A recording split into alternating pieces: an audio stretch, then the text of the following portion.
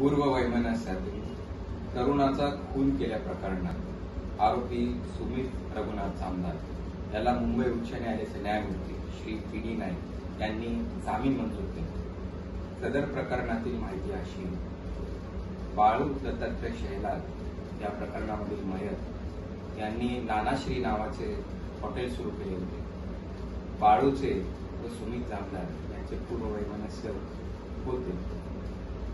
Hotel चालू केल्या दिवशी आरोपी सुमित व राहुल यांनी मयतावरती दुपारच्या टाइमला पाळत ठेवून संध्याकाळच्या वेळेला 5 वाजता जेव्हा मयत बाळू व त्याच्या हॉटेलमधील कामगार जावेद शेख हे हॉटेलचा भाजीपाला आणण्यासाठी बाहेर निघाले असता त्यांना आरोपींनी पाठलाग करून स्कॉर्पिओ गाडी मयताच्या बुलेट मोटरसायकलला आडवी लावली व स्कॉर्पिओ गाडीतून 6 ते 7 अनोळखी लोक सुमित जामदार, राहुल जामदार असे आरोपी खाली उतरले। खाली उतरून बाळू शेलार याच्यावरती शस्त्रांनी हल्ला केला।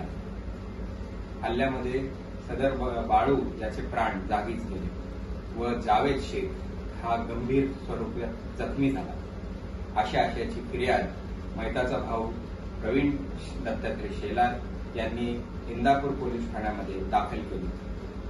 सदर प्रकरणामध्ये आरोपींना अटक करण्यात आली। सुमित जामदार यालाही अटक करण्यात आली होती। जिल्हा व सत्र न्यायालय येथे जामीन अर्ज फेटाळला गेला होता।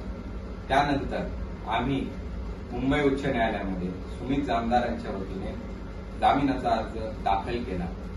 जामिनाच्या अर्जाच्या सुनावणीच्या दरम्यान युक्तिवाद मांडण्यात आला की जखमी साक्षीदार याचा जबाब उशिराने नोंदवला गेला आहे व त्या व्यतिरिक्त चार्जशीटमध्ये आरोपींविरुद्ध अजून कोणताही सबळ पुरावा नाही। हे सगळे मुद्दे ग्राह्य धरून माननीय न्यायमूर्ती श्री पी.डी. नाईक साहेब यांनी आरोपी सुमित जामदार या जामिनावरती मुक्त केले।